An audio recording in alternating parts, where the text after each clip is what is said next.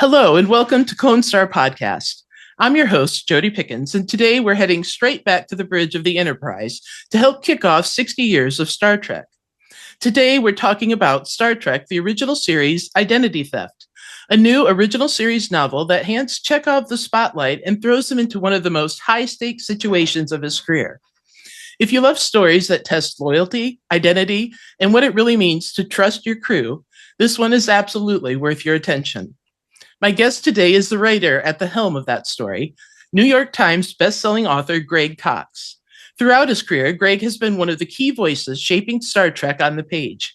He has a gift for writing Trek that feels like a lost episode you somehow never saw, blending big ideas with character moments that stay with you long after you close the book. Across Star Trek and a whole galaxy of other genre worlds, he's a go-to voice when it comes to making big universes feel deeper, richer, and more lived in. Greg and I are going to spend some time in that world today, talking Chekov, talking Star Trek's legacy, and talking about what it means to keep finding new stories in a universe that has been with us for 6 decades. Greg, welcome to Clonestar. Great. Thank you for having me. We're thrilled to have you here. I'm excited to talk about this latest novel. It's never a bad thing when we get more Star Trek in any form, but it's fun to see Chekov at the center of this story. And I think people are going to really be excited about that. Before we dive in, I do want to let people know that we probably will be talking about spoilers. So if you haven't read the amazing book, Identity Theft, yet, hit pause, go buy the book and read it, and then come back and watch this episode. Now, Greg, for Trek fans who have not picked the book up yet, what is maybe like your 1 or 2 sentence convention pitch for this story? Well, you've mentioned to a certain degree this is the Chekov book. Yeah. Honestly, when I was writing the novel, I just kept referring to it as the Chekov book and that was sort of the main starting point. Was that, just to be clear, this is a very Chekov-centric novel. He is the main character. He saves the day. He gets the girl. Kirk, Spock, McCoy, Sulu, Uhura, they're all in the book, and I like to think I give them some good moments. So they are supporting characters. Chekov is the protagonist, as well as another character who is the fake Chekov. I don't think it's given the title, and given that we're in a spoiler zone here, that the plot involves basically an imposter, Chekov, taking his place upon the Enterprise, and due to some body swapping going on, and the plot jumps back and forth between Chekov, who finds himself stranded in an alien body on an alien world, cut off from the ship, and without any of the resources he usually has, having to rely on his own wits and ingenuity to try to get back to the Enterprise, which is now on the other side of the sector. And also the fake Chekov, who is busy trying to pretend to be Chekov aboard the Enterprise and blend in with the crew for nefarious reasons. And he finds it kind of harder than he expected to try to fill Chekov's shoes. And right. So we got the real Chekov and the fake Chekov. And they are the 2 main characters of the book. Yeah. And chaos ensues, as always, right? Chaos ensues. On at least 3 planets. Okay, yeah. Right. That's yeah. That's what I love. I really enjoyed about this book, and you do this so well in your writing across what you've written. But there's so many layers to this story, and the places and the technology and the people and the new alien species. It makes it engaging for the reader. You don't get bored by any means at any point, and I appreciate that as a fan and as a reader. The other thing I think you do so well is you kind of give us perspective in a timeline right at the beginning. So there are 2 timelines here that we deal with in this book. Can you talk a little bit about where this book is set in the, Trek history? Sure. 99% of it, as you know, is set during the movie era. So, the maroon uniforms, the Enterprise A, it's set somewhere between movies 5 and 6. Although the first chapter, the book starts out back during the original 5-year mission with the original classic, I wrote that to feel very much like the tail end. We come in at the tail end of what I think of as a typical TOS episode. You can sort of imagine, oh, this is the last act of a TOS episode, even though it doesn't exist. I made it up. And then we jump ahead 20 years to deal with the consequences of what happened. And that gave me a chance to have the first chapter told from the point of view of Ensign Chekov, the young green officer. And then we jump ahead 20 years to the Chekov from the movies. He's somewhat older, a little wiser, a little more battered by life. Yeah. 40 plus Chekov, who's not the green kid anymore, but is now the security chief aboard the Enterprise A. And honestly, I stuck it between movies 5 and 6, because honestly, that's where I've stuck pretty much all of my movie era books and stories, because that's really the kind of one good place you can stick a standalone episodic, book, because 2, 3, and 4 are all just one continuous narrative. Right. 6, you're at the end of the saga. So, but there's some space.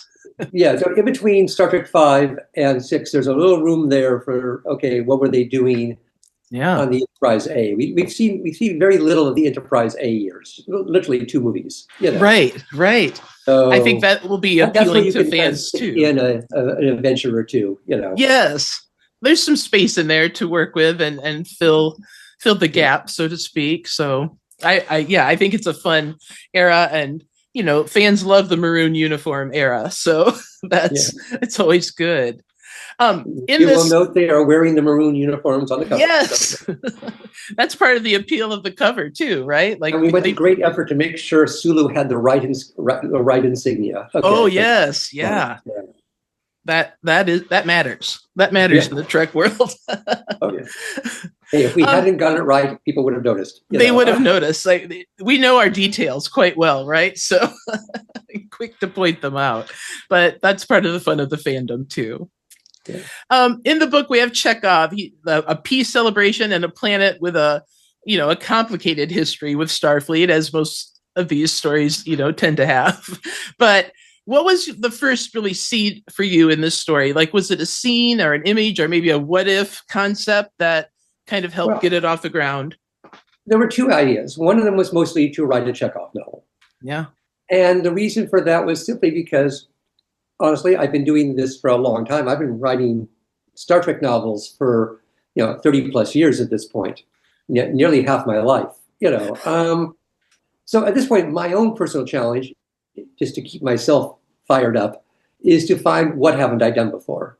Oh. And it dawned on me that I have neglected Chekov. I mean, Chekov is in my books. I like to think I've given him a good line and a good scene here and there, but I've never really done a Chekov-centric book. So that was, okay, I'm going to just do something. I'm always trying to find something new and different that I haven't done before. I'm going to do the Chekov book.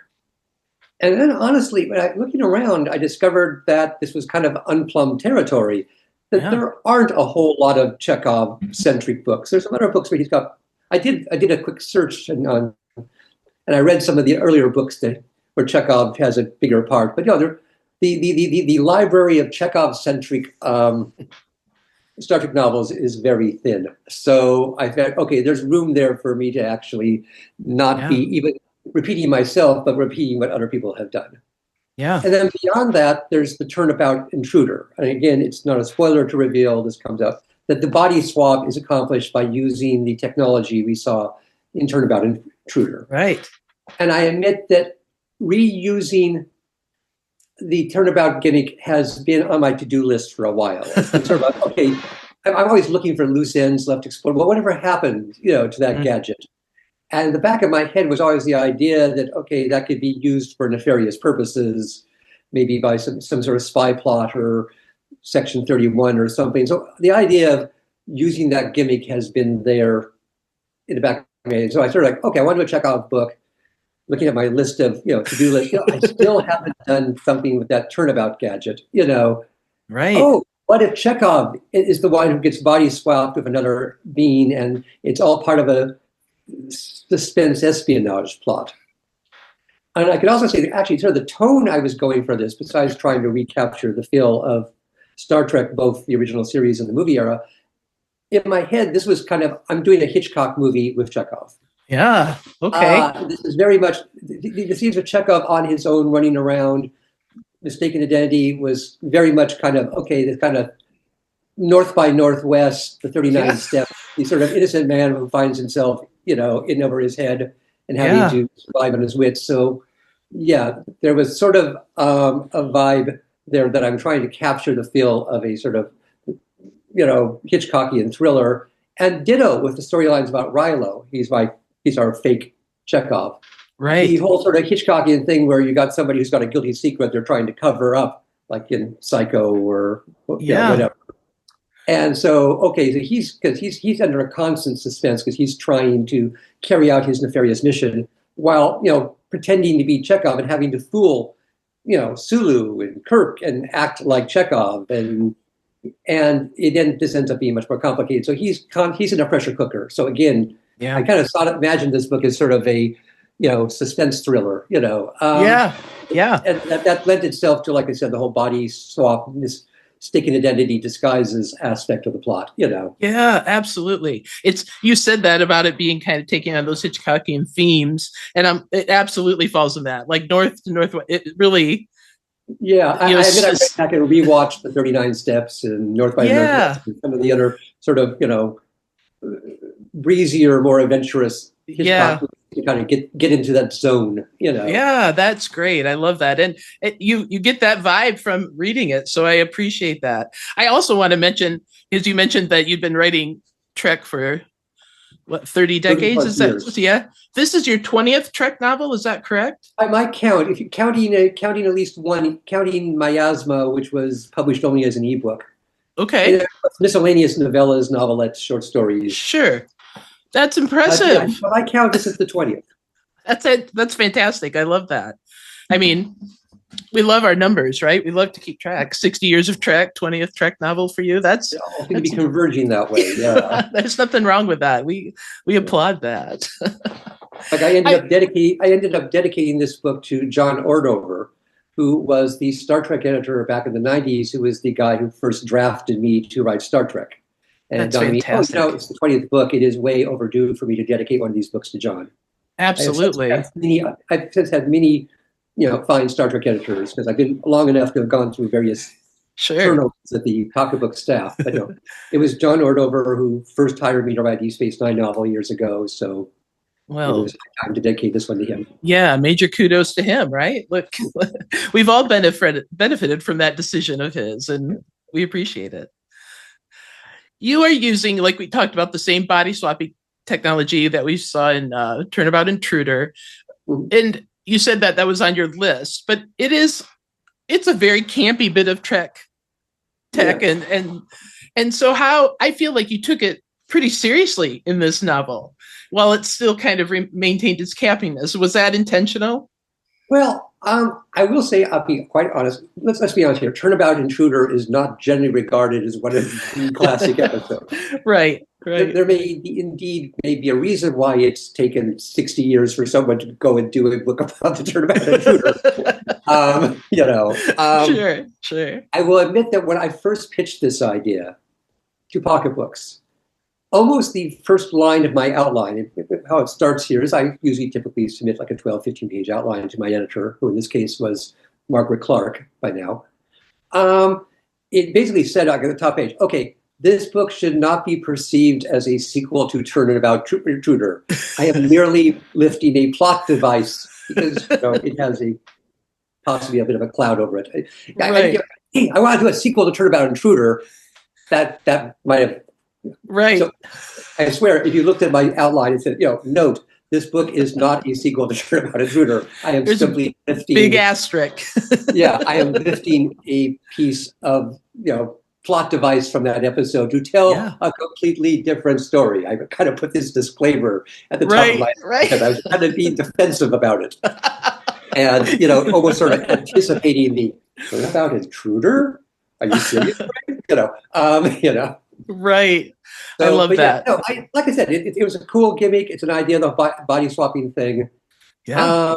I was, okay, I'm going to do a completely different story. This is going to be a sort of a fun spy thriller. we're not getting into there's a reason why he switches bodies with another male, because we're not getting into the weird sexual politics of turnabout of truth here. Right. They did that back in the 60s, and we're moving on. So, I wanted to make it a very different type of person. But there's a reason why Rilo is a guy, and that's to avoid echoes of Turnabout Intruder. Sure. No, I think that it added to the tension of the book, of what was happening, that allowed the intruder to fall so much easier into Chekov's body, so to speak, and role on the Enterprise. That being said, I did go back and rewatch Turnabout Intruder, and I tried to be consistent with how the technology worked, and I actually got some ideas from Turnabout Intruder. Turnabout Intruder has, for instance, the idea that when the turnabout thing starts to reverse itself, it doesn't, in the original episode, it doesn't happen automatically. You get these fractions where suddenly Kirk finds himself briefly back in his body, and whoops, swings. So, and I milked that for all it was worth. As the turnabout is starting to slowly wear off, and they're sort of switching back and forth. Yeah. Increasingly for longer periods, and increasingly as it wears off gradually. So and that was something I kind of had forgotten about until I went back and rewatched the original episode. Right. It was like, oh, right. That's something I can have fun with. And again, so, obviously, it's referenced, people talk about, Janice Lester and the technology. We find out that Starfleet has, no surprise, been, studying this for the last 20 years. And there's been teams of researchers trying to figure out how this technology works. And it's classified and top secret, and because there were obviously dangerous, it can be put to bad use if it falls into the wrong hands. And guess what? It falls into the wrong hands. As it does. It always seems to, right? Yeah, whatever they're the dealing genie with. is out of the bottle here. So, right. Again, I like picking up on loose ends from the original episodes. All right, whatever happened to, because the equipment is still there, and presumably Starfleet went in and confiscated it or something, and and how and what happened if it and it's taken 20 years, but the security has broken a little bit. Of course they'd be studied, just like the Guardian of Forever, just like the neural neutralizer. Right. I brought the neural neutralizer back a few books ago. I have my sort of list of Star Trek loose ends that, I'm looking for a plot idea, I love that. I love that you have those, and they exist. I mean, obviously they exist in the original series. They exist in all the series. There's loose ends across the board. TOS was an old-fashioned 1960s episode series. It didn't do serialized continuity all that much. Generally, they introduced the turnabout gadget, and it's never mentioned again. Right. And they introduced the neural neutralizer, and it's never mentioned again. So going back and whatever happened to I did a whole book about whatever happened to Lenore Caridian from Conscience of the King. Oh, right. Yeah. So that's great. Sometimes that's literally. I'll digress away from identity theft. I wrote a book, Foul Deeds Will Rise, which is a sequel to Conscience of the King. And that's a rare case where I remember literally the moment where I got the idea for that book. I was rewatching Conscience of the King. And at the end, they're shipping poor, crazy Lenore, who's had a nervous breakdown, off to some sort of Federation psychiatric facility. And Kirk and McCoy is assuring, Kirk, not to worry, Jim, she'll get the best care the Federation could, give her. And I'm sort of sitting back there in my comfy chair, drinking my coffee. So whatever happened? Did they cure her? Did they treat her? McCoy says she's going to get the best care 23rd century psychiatry can give her. So, what happened? And that's where, okay, let's jump ahead 20 years to the movie era and see how Lenore Caridian is doing these days. And she's back and she's cured, or is she? And literally, like I said, I remember literally sitting in our living room watching Conscience of the King and going, oh, so did it work? Did they cure her? And bang, I knew what my next book was. That's fantastic. I love that. That's how my brain works. I think it's great, and we benefit from that. So thank you. Keep doing that. So we talk a little bit about this technology, but I was wondering how you balance kind of this wild image of we've got this middle-aged Russian security chief, right? And he's in this deer-like alien body, and the stakes just keep, the high and the tone's intense, and at times there's some humor that's still exists in that. And how did you get to that balance of? Well, it's funny. When it came, I gotta admit, I was a little nervous, but just for people who haven't read the book, the alien body he ends up is from a species, the Voyzr, who are descended from deer and elk. They're cervines, they're not privates. They have antlers and such. And I gotta admit, that idea was not in my outline. And when I wrote that, I was a little nervous. Okay, is this too silly? Is this too goofy? And I kind of submitted it somewhat nervously with ADD. Greg, are you out of your mind? But my reasoning there was, if you're going to do a body switch, I wanted it to be disorienting, and I wanted it to be strange. I didn't want it to just get transported in the body of some TNG alien who looks completely humanoid, except he has bumps on his forehead. Right. Let's make this a little weird, because we're not going to switch his gender, because Turnabout did that. But okay, he shouldn't just be wandering around in, some guy named Joe who has bumps on his head. So what if he finds himself a humanoid deer? And he, and it was like that idea occurred to me, and I didn't even run it by CBS for my editors. I just did it. I love that. And I had fun with that. It was cool. That was the idea. Was like I said, if you're going to do a body swap, let's just have fun with it. Make it kind of weird.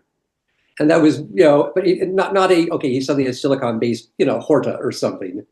Right. There is, believe it or not, a old Star Trek novel in which Chekov gets turned into a sentient crab. I guess people keep. I haven't read it, but I know of it. So apparently, what we tortured Chekov. And between this and the SETI eel, like he's had a lot of animal encounter. He's had a lot of. You look at Chekov, he's like I said, he's gone through a lot. Yes. Yes. The other thing, they mentioned the humor. I'll say that the book ended up being somewhat, at times, it has its serious parts, a bit breezier and funnier than I actually originally intended to. Okay. And part of that was just Chekov. You go back and watch Chekov. Yes. And I went back and I watched I did a binging of lots of the more Chekov-focused episodes on TOS. And you watch the movie, Chekov often brings an air of levity to the things. Mm-hmm. I mean, he's not literally comic relief, but if you go baback and look at Chekov, his function in a many number of episodes, and again, there aren't a lot of Chekov-centric episodes, as I discovered. Chekov's role is to provide a bit of levity, and especially when he's a young kid, he makes a joke, and back in Russia, So just writing Chekov, scenes from Chekov's point of view and his voice and his sort of wry sense of humor, I found it ended up being a little bit, more humorous, because this Chekov's, typical line is he's sort of a wry, funny guy, and he makes quips, and so it ends up. He's aware of sort of the absurdity of his situation, that he suddenly finds himself trapped in the body of a 20-year-old deer person, and his antlers are. He tries to go through a door at one point early on, and his antlers get stuck on them. Right. Again, I went back and watched all the original episodes with Chekov, and he's got a few dramatic moments here and there, but mostly, he's funny. Oh, a funny bit here, a funny bit there. So you can write a Chekov book about him, kind of, Yes. Woe is me, and he's jerk. He complains about, in what's Deadly Years. He complains about the fact that McCoy keeps sticking him for blood samples, and right. He banters with Sulu in enough time about, now we're going here, now we're going there. Right. I do think you captured that, his humorous side, or that, side comment, kind of jokester that he is. Just trying to capture his voice and tell it from his point of view. The book ended up kind of lighter in tone than I intended. Or at least you start, as you're writing books, you kind of discover it. I had a this is going to be a suspense plot, but again, going back to the Hitchcocking thing. Yeah. It was very more towards North by Northwest and Cary Grant, exchanging quips with Eva Marie Saint than say Psycho or right. There's these sort of more sort of breezier, fun Hitchcock movies. Yes. And I think that was great too. That you found a way to allow that swap, the intruder who's in Chekov's body, to know this, to understand that this was part of Chekov's, communication style, to have those kind of off the cuff comments of humor or snark. So that was fun. It was wonderful. If you had to put labels on it, is Identity Theft more a political thriller, science fiction mystery, character drama, or is it intentionally all of the above? Like I said, I sort of imagined it as being a thriller, a sort of a political thriller. And like I said, specifically, I was sort of imagining it as kind of a Hitchcockian thriller, right, sort of espionage thingy. And that comes, part of it comes the whole turnabout intruder idea. And once you start figuring out what can you do with the turnabout gadget besides trying to, impersonate Captain Kirk and take over the Enterprise. Oh, well, that lends itself to, spy ideas. I mean, early on, there were versions of this plot line where it was, Section 31 or something. And I ended up throwing that idea by the side just because Section 31 has been done a lot. And it led to it. But, okay, this is going to be sort of a spy espionage plot. You have an undercover agent infiltrating the Enterprise for, covert reasons. It lends itself to sort of a suspense thriller kind of plot, And it ended up at times a kind of breezy suspense thriller because it's Chekov, Right. But it really helped keep the book moving. I mean, not that it needed help, but it was just another added, like I said, one of those layers that you so expertly give us as a writer. So much appreciated. Yeah.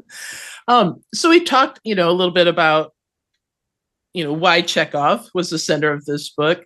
But I think the other thing that this book provides beyond the thriller and the intensity and the fun alien interaction is that there's some romance for Chekov. Yes. In this book, which I don't know that we've ever gotten to see much of that at all for him. Well, a couple times. Yeah. There was the space hippie, his space hippie girlfriend. Yes. And also there was, what was her name? In the Apple, Yeoman Martha Landon, played by Celeste Darnell. Right. The blonde yeoman in the Apple. Chekov occasionally, and there was even the two sexy alien android twins in I, Mud. So right. We won't mention maybe the orange woman who kind of hit on Chekov in gangsters. Chekov was occasionally, he was the young guy. Wait, there's actually more romance of Chekov than you think of. Once you start counting, there was also hallucinatory saloon girl in Spectre of the Gun. Oh, okay, Chekov had a romance when they're doing the second Western episode. It's Chekov who kind of gets infatuated with this saloon girl in the imaginary hallucinatory Tombstone town. Right. So he's had some moments. In Star Trek V, he and Sulu are kind of checking out the Vixus, the tall, very muscular Klingon woman. Right. So that's right.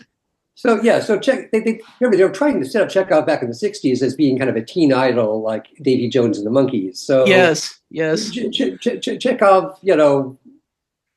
was vulnerable to a pretty face here and there. So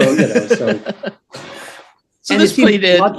Yeah. So, and I'll mention about the romance. There's actually kind of a romance quadrangle in the book, as you know. There's part of it also again is the spy thriller thing. Like I said, I've got Hitchcock, in my head here. Of course, when Chekov's on his own, he's going to meet a sort of femme fatale character. She's not a Hitchcock blonde, but she's Eva Marie Saint or whatever. Right.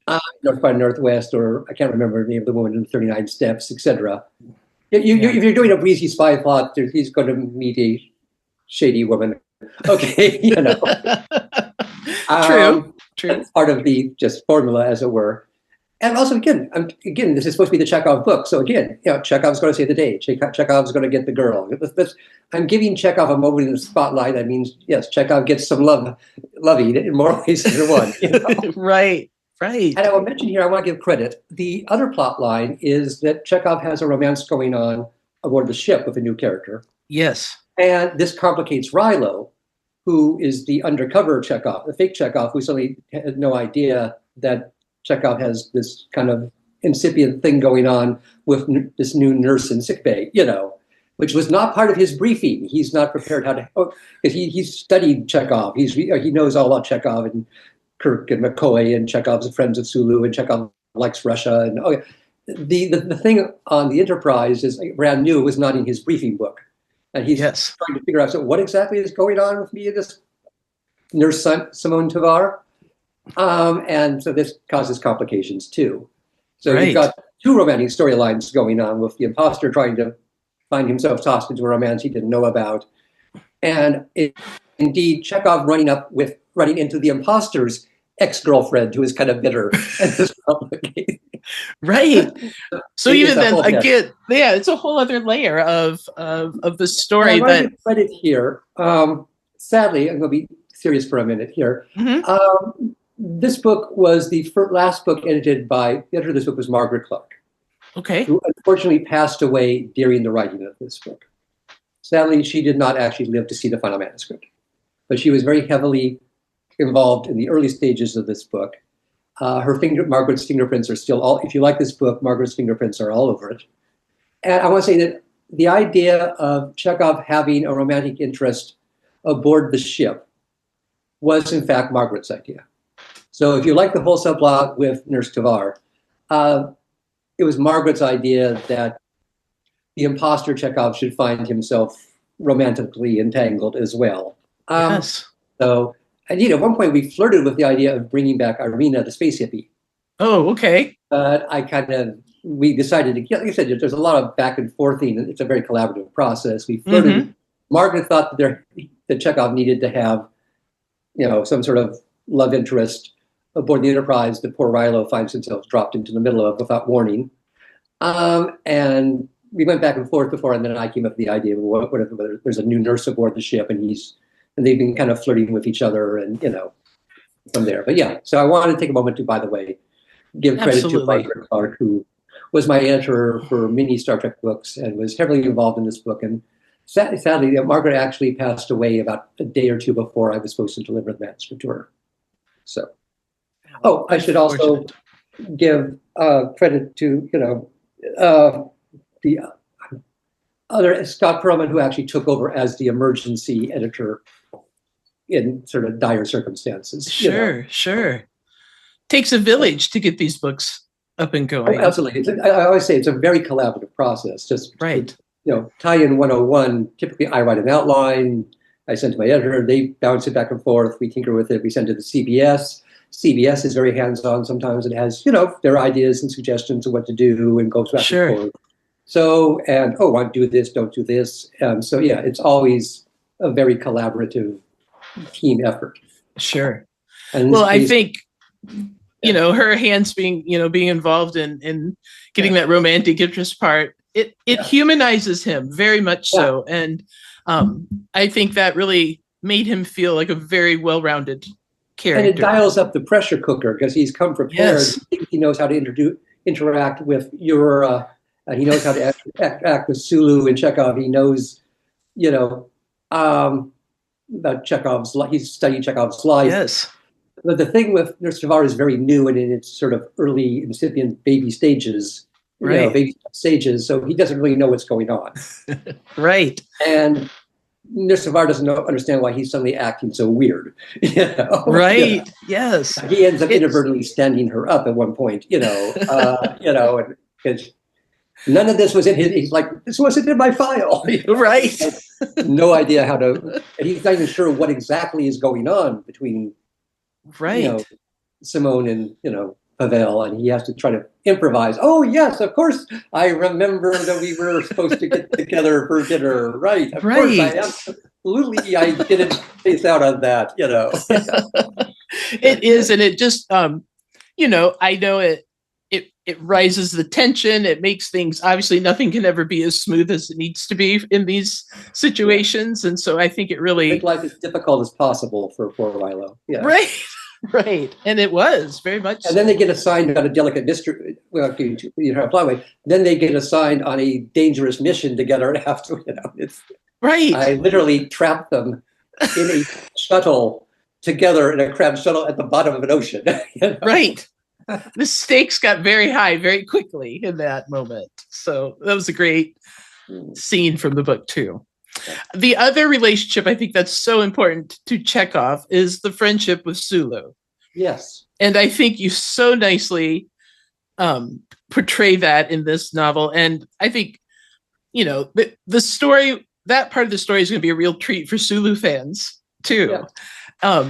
So how central was their friendship, in your mind when you plotted this?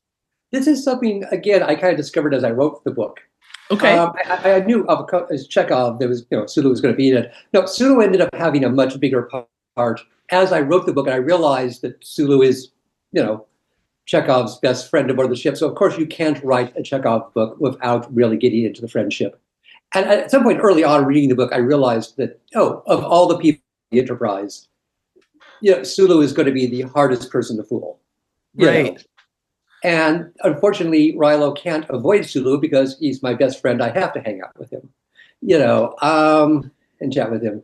So, of course, and from then, once you start with the premises, things just follow. It's like, when it came time for the dangerous, mission to the volcano moon, well, who's going to be on the ship with him? Well, okay, it has to be Nurse Tovar because I've got this whole romantic. And of course, Sulu has to be on the ship, because.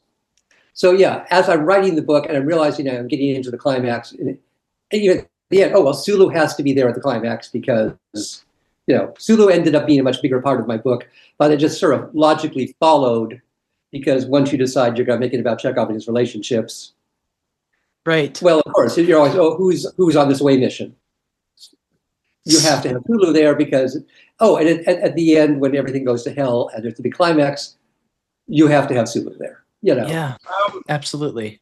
And then I'll going back and making sure Sulu was in the opening scene that sets everything up. Yes. So you ended up being you captured their voices and I think their relationship so well, and especially kind of that vibe from that first chapter where they're ensigns on the Enterprise on the first 5-year mission, and then we jump ahead where they've got 20 years on their relationship and an understanding of each other that goes way beyond that. So I think it really captured their voices so well, and that relationship, it really translates to the reader. So much appreciated.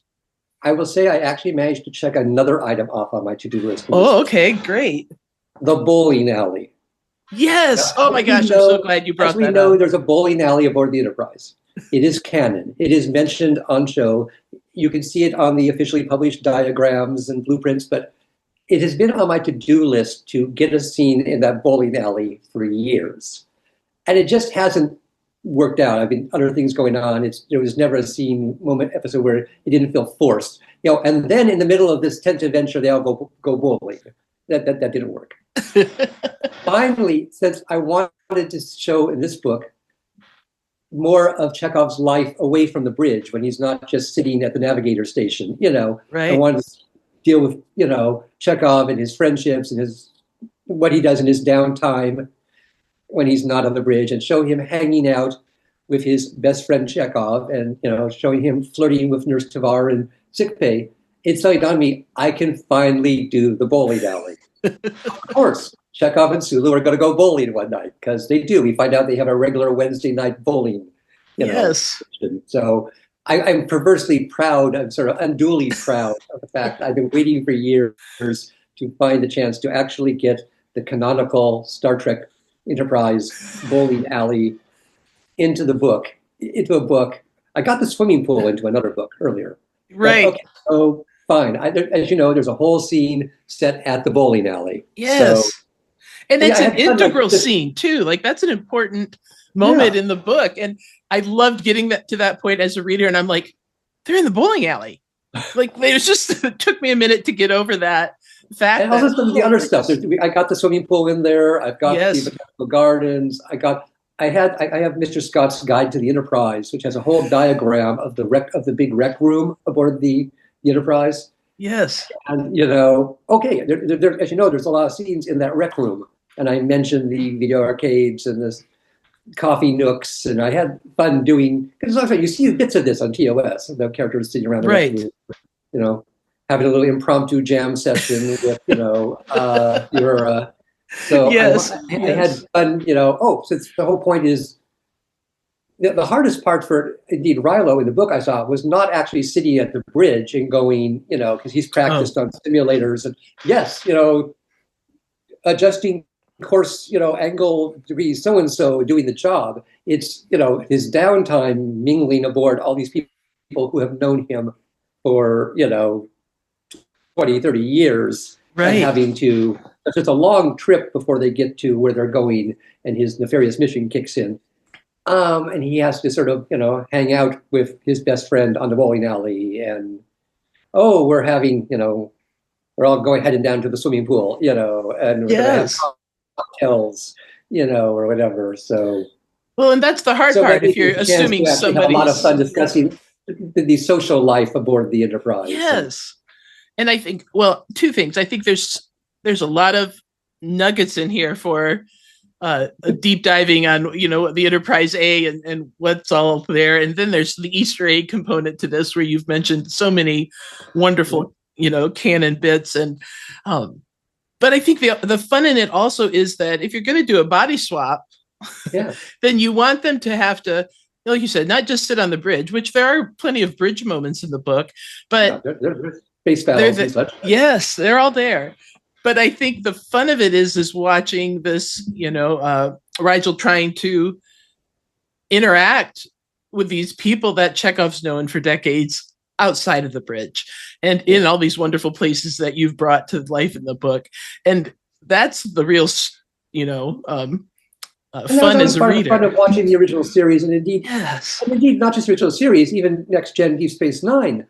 Some of your favorite moments are, absolutely people hanging out in the promenade and and sitting down at the bar at Quark's bar, or on 10 forward, or going to the holodeck, and the community. There's a whole sort of social aspect to it. So I got to dive deeper in that in this book than I can in some of the more books where maybe they're constantly behind enemy lines in Klingon territory, and we're not going to wander down and have a birthday party in the rec room or something. Right. And, there's a place for all of that. And like you said, we do get the space battles and, all the bridge chaos and all the things that we know about Trek and love about Trek. But so much of this is character driven and interpersonal relationship driven. And I really enjoyed that. Because this is literally a book about someone else walking around in Chekov's skin, how did you think about his sense of identity and agency, his duty, his fears, his loyalty when you were putting, kind of him through this plot? Well, I was, like I said, he's always sort of focused on the main goal. I mean, there were side quests and distractions, because he actually gets, not only is Rilo trying to sort of fill Chekov's shoes, for better or for worse, Chekov gets stuck in Rilo's life and ends up learning more Rilo's life. He didn't have a briefing, so he doesn't know who he gets. He runs into people and you have some nerve showing your face here. Oh, wait, who are you? Right. Oh, I clearly pissed you off at some point. Yes. And indeed, when he first runs into Rilo's ex-girlfriend, things are kind of frosty. Yeah. You have some nerve showing up here again, kind of thing. There was a lot of that for him, but in a good way, a fun way. But I always kept remembering that he's aware there's a bigger picture, that he's got his own personal grief, and he's going through a lot of suffer because he's Chekov, we make him suffer. But he's aware that, look, okay, they didn't do this just to inconvenience me. There's a bad person on the Enterprise. Captain Kirk has to be warned. Yes, I have to deal with the immediate threat in front of me. This guy is going to beat me up because of something Rilo did, and I don't even know what he's going to beat me up for. But the trick was always to make sure he didn't get so caught up in sort of the weird character stuff and personal stuff that, okay, job one is I need to somehow get to the Enterprise. I need to get word and he knows it has something to do that Rilo is planning to disrupt the peace ceremony on Voyzr, and there's bad things afoot. So the trick was always trying to make sure that while having fun with all him running around and having his adventures, that he's always like thinking, okay, yeah, job one, okay, I got to deal with this crisis, but I need to. The clock is ticking. I need to keep myself from being thrown into this alien jail. I need to, as it turns out, Rilo has a criminal record. Surprise. He's trying to, scramble to save his own skin and get his own skin back, as it were. But he's also like, he's got to have confidence. He's got to, right. The Enterprise is counting on him. He's got his duty. He's the security officer.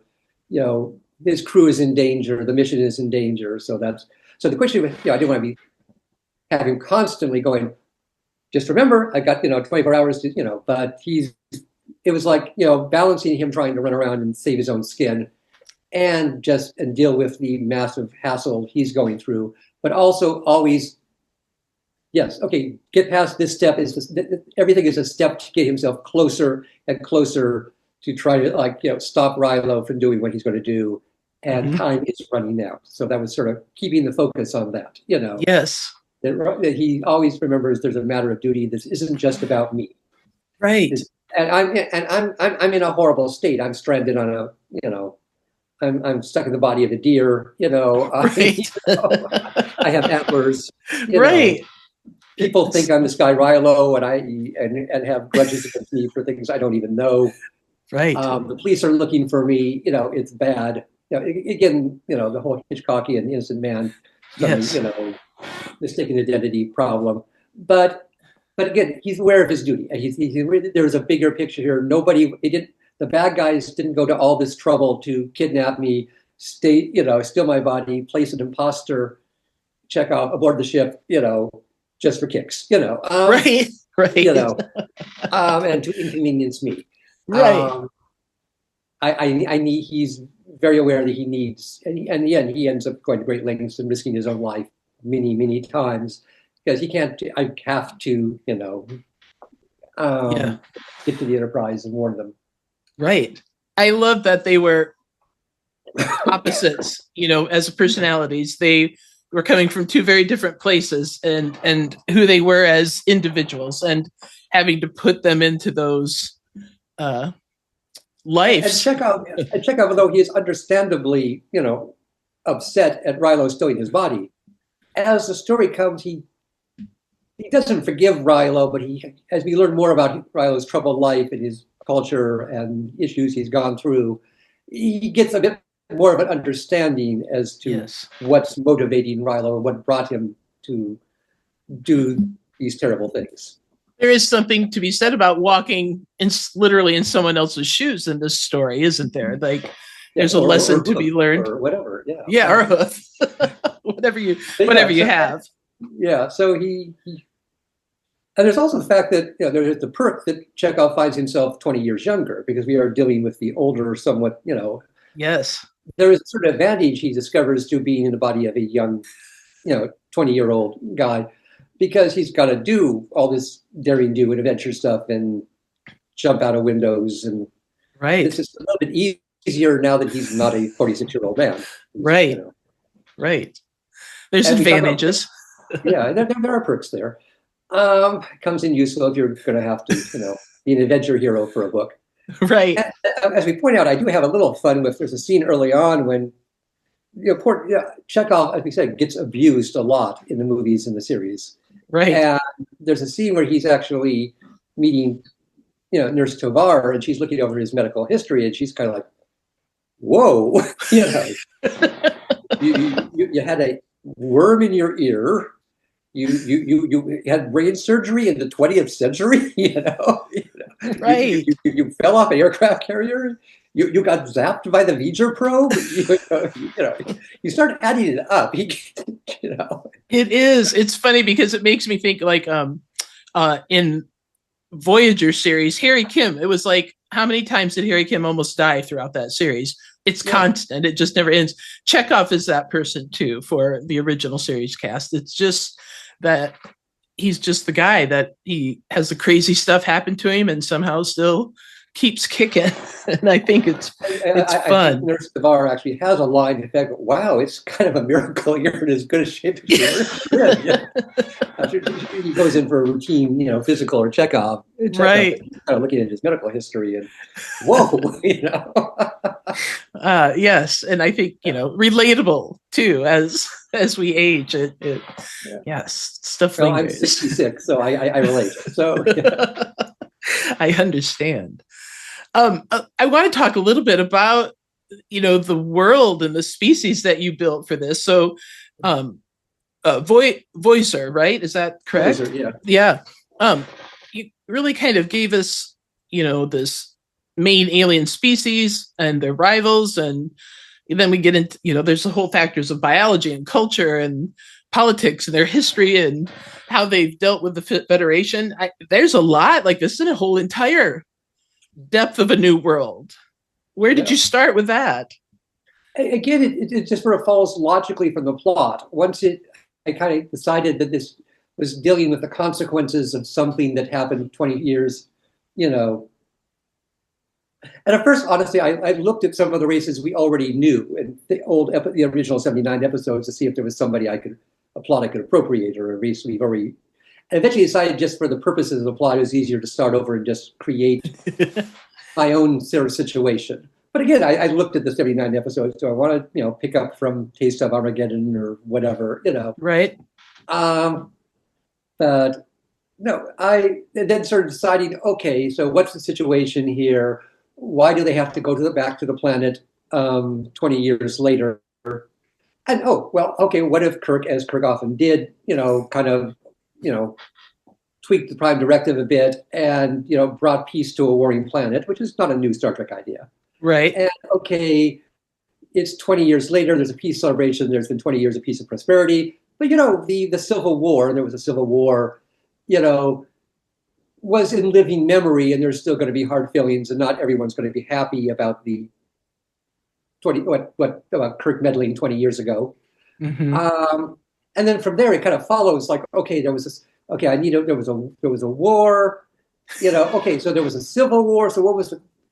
Sort of follows. I sort of start with the plot, and you need to fill in with the skeleton, and then sort of fill in the details. Okay, so there was a Civil War. Well, it needed to have been fought for a reason.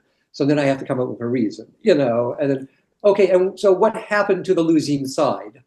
And we're assuming that Rilo was on the losing side, or as we find out, it's a generational thing that, okay, and then you start looking at history and sort of parallels. And I always stress that typically there's a tendency sometimes in commentary and criticism to try to make a one-to-one correspondence.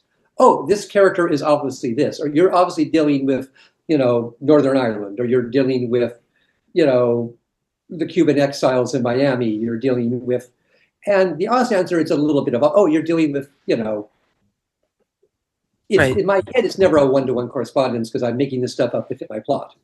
But yeah, there's a little bit of the Cuban exile community in Miami who are still holding a grudge, a couple of generations later about, Castro and all that. Mm-hmm. Yes, there's a little bit of the White Russians after Tsarist, after the Bolshevik takeover, the upper class Tsarist, nobles who kind of went into exile elsewhere, and were living it up possibly. Sadly, there are no shortages of, examples in history where, there's a war, peace breaks out eventually because Captain Kirk intervened. But there's still hard feelings linger.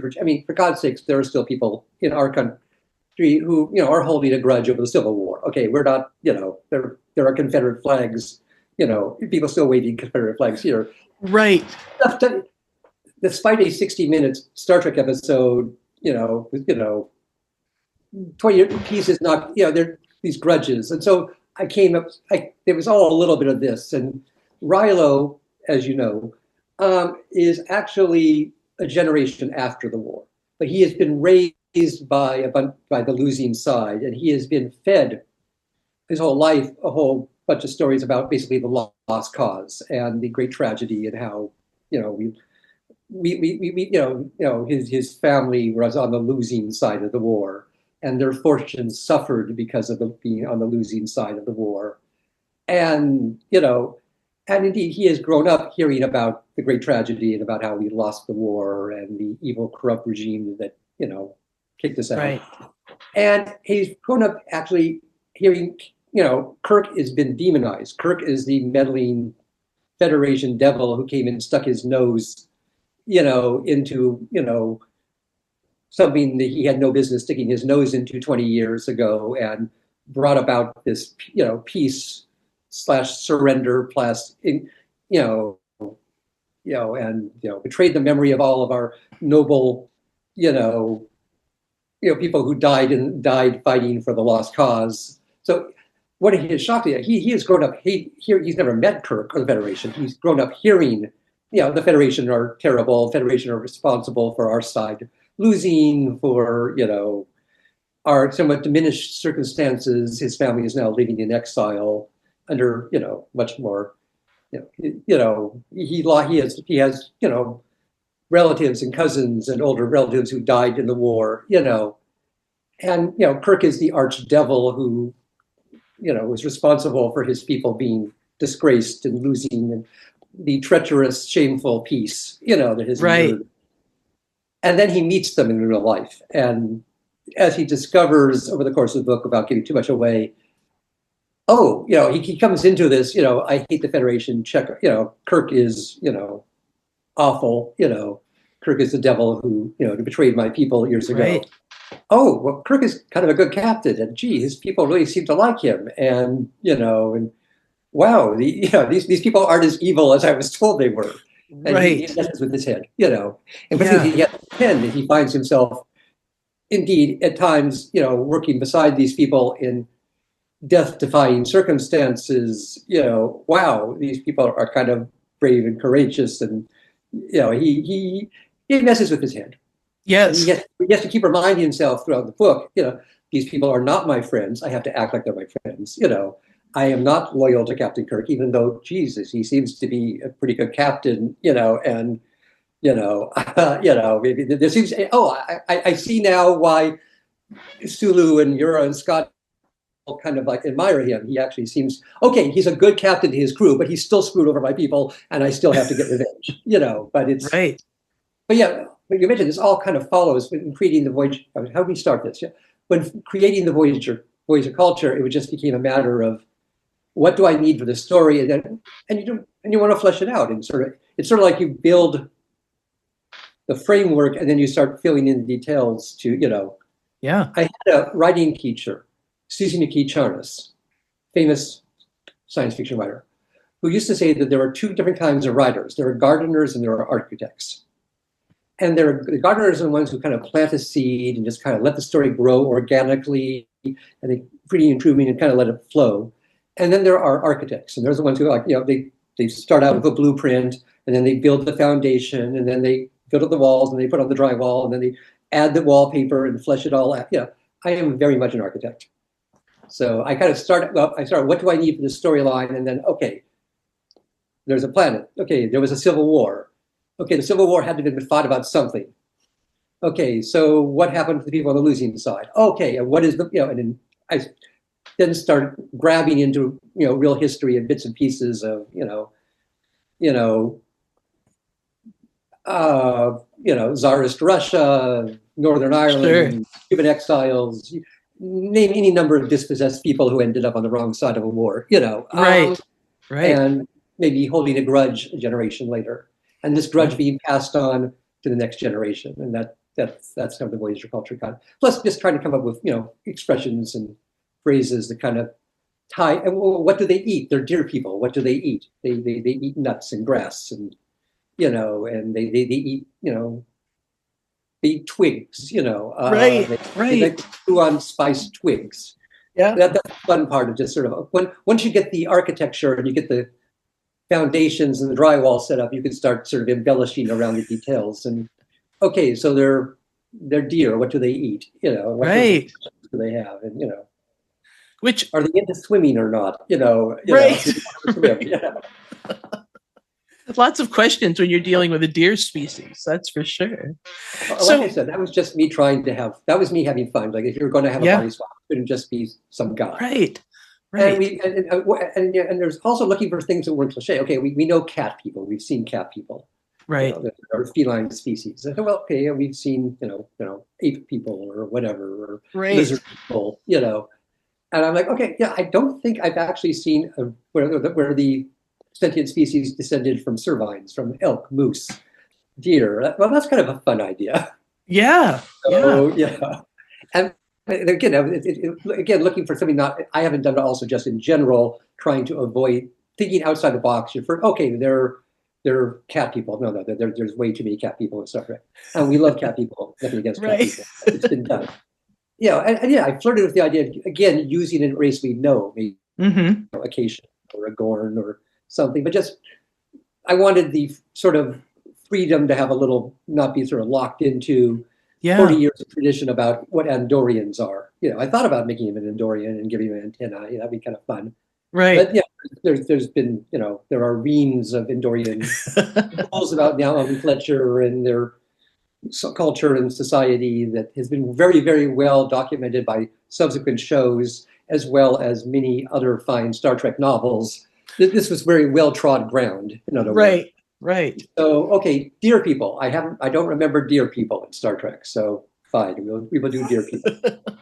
I liked it too because we weren't having to imagine a new alien species. There's familiarity in knowing, like, okay, a deer or an elk. I've seen a picture. I've seen it in real life. Yeah. So, it made it more tangible, maybe as the reader. Also, like most people, it's not too alien. He's not suddenly a six-dimensional crystal being or something. Right. Okay, it makes sense. We evolved from our primates, and we've seen feline species, we've seen reptilian species. So okay, because also there was going to be love stories. It was like, okay, let's have the mammals. Okay, they're going to be mammals. This doesn't get too weird here. Right. He falls in love with a scorpion. Okay, that gets very complicated. Or a talking crab or something. No. Right. Okay, we'll make them mammals. Okay, But what other kind of mammals are there behind primates? So I probably ran through, bear people, otter people. I don't know. But I kind of dolphins. Yeah. I don't know. But I kind of deers, and you could. They're still basically humanoid, but they got snouts. They've got a downy coat of fur. They've got antlers. Yeah. And then once you get the antlers, you say, oh, well, how about they wear rings on their antlers, and those indicate their social status? Yeah. Okay. It was I couldn't resist going for the bad gag of someone telling Chekov that he had a great rack. Okay. Right. It's just, that's what's fun about it too. That there's so much detail in this new world and new species that you buy into it right away as the reader. Like you're in. Especially when you've got the whole plot worked out in advance. It's then when you're writing it, you can have the fun embellishing. Okay, I've got the blueprint. I've got the roadmap laid down here. I know where I'm going. Right. Now I can just kind of have fun and embellish things a little bit and bring it to life and sort of, put the flesh on the plot. The plot outline is the skeleton, and then you have fun putting the flesh on the bones. Sure. And now I sound like Dr. Frankenstein. Right. Well, in a way, right? You're building something new, right? Do you have a favorite moment from this story that's from Rilo's point of view when he's on the Enterprise or in Chekov's role? Like I said, I was happy to actually finally write the bowling alley scene. Yeah, and I think it's a fun scene because it's also besides the fact that I got to pick up this little odd Easter egg of Star Trek trivia, but you get to actually see. It was fun having Sulu and Chekov in quotes hanging out, and then that's where he has one of his first encounters with Nurse Tuvar, and there's other bits and pieces of people. Hi, we're trying to get a fourth for our game of so and so. That was a fun scene to write. But also, like I said, it worked because it's dramatic. Because while we see a bit of social life above the Enterprise, which is always fun, inside Rilo is like sweating because he's trying. Yes. This is the worst case scenario for him. It's, like I said, worse than being on the bridge. So I remember that whole scene was fun because on the one hand it's light and there's a certain levity to it, but Rilo is I'm dialing up the power, the pressure on the pressure heater as he's trying to finesse all this. Because turns out bowling is a lot harder than it looks. You're really off your game tonight, Chekov. Keeps getting gutter ball after gutter ball. Never played before. Like the whole scene. Because I like it when scenes do, ideally, and you can't always pull this off, I like it when a scene does more than one thing at once. Yes. On the one hand, you're getting a nice little view of the Enterprise life. You're also moving the story along because we're seeing, poor Rilo's facade cracking a bit. We introduce the whole storyline. We bring Nurse Tuvar back into the storyline. We get Sulu going, gee, what's with you? Why are you acting so weird? So it serves, ideally a plot should, a scene should move the plot from point A to B or, B to C. It also should be entertaining in its own right. And, if you can get the good character stuff and move the plot along and throw in some fun sci-fi details at the same time, well, then that's ideal. You don't want just, like I said, this is easier said than done. Sometimes you need a scene that just moves the plot from A to B, or that's the main job, or it's a character scene. But if you could, I had lots of juggling balls going on in that scene. Yes. That was a fun scene to write, and also took a while to write because you've got the spy plot going on. You also have the bowling scene going on. Right. I had to research bowling. I haven't bowled in years. I'm looking at Wikipedia just to get the jargon off. And you've got the sort of on and off romance thing going on. Tuvar coming in. We get to see then the scene moves from the bowling alley over to a cafeteria, and then from the Enterprise rec room. And I'm, which I was looking at the diagram for Mr. Scott's Guide to the Enterprise, and I'm bringing in so lots of fun things going on, and I'm juggling lots of balls and trying to get them all in the right order. But yeah, so that was a fun scene because again, there were lots of things going on. It was I'd like to think it was moving the plot along. Absolutely. While at the same time, hey, let's go check out these settings we don't always see. Yes. And also, if you're writing a Star Trek novel, you don't want to write every scene on the bridge or sick bay. We see lots of scenes. And again, personally, and this is a good problem to have, I'm not complaining, I have written a lot of scenes on the bridge and in sick bay and in comments. Right. So it was fun to sort of wander away and explore the botanical gardens, the snack bar, the bowling alley, the swimming pool, etc. It was fun. And Chekov's quarters and other things. Yeah. I think you did exactly that. You were very successful in moving the plot line along, moving the story along that while giving us all of these extra bits and pieces and allowing both Rilo and Chekov to explore each other's worlds from those new perspectives now. Like they're being suddenly immersed into these other lives and having to navigate that, and the tension of having to navigate that and pull off the new persona. I keep calling this the Chekov book, but it is true that it's the Chekov book and the fake Chekov book. So it's the co-protagonist, and I'm kind of jumping back and forth between them for most of the book. Right. And indeed, 90% of the book is probably told from the point of view of either Chekov or fake Chekov. Yeah. Once in a while, just for plot reasons, you get a scene from Kirk's point of view or Spock's point of view, but it's mostly jumping back and forth between these two guys who are stuck in each other's bodies and stuck in each other's lives. Yes. Having to navigate. Struggling. Yeah, that's the word, isn't it? I wanted to talk a little bit about Star Trek's 60th anniversary and this kind of being the book to kick that off as we head into this new year. I mean, that's a huge milestone, I think, for any franchise is, to be celebrating 60 years. But I love that we're kicking that off with a fresh story of that original series crew. And I think that's special. for us all as fans and everybody in the Trek universe. So for you, was this did you know that going in that this was going to be part of that 60th anniversary kickoff? Not really, no. Yeah. Honestly, no. It turned out really well. It's funny. I can't believe it's the 60th anniversary. I remember going back and writing a book for the 50th anniversary. Okay.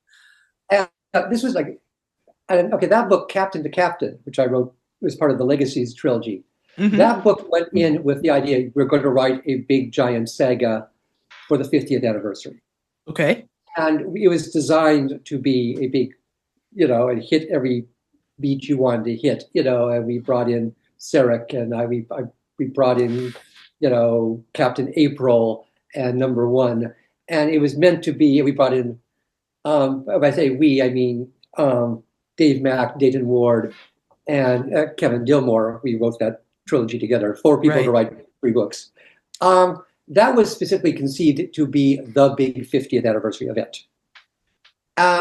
This is just happened as the, and honestly, they told me, Greg, write a big giant 60th anniversary book, I probably would not have decided Chekov, Sure. Sure. Just the vagaries of publishing and things happening. The timing was good. They came out just now, and of course, absolutely hyped the 60th anniversary on that cover copy. Right.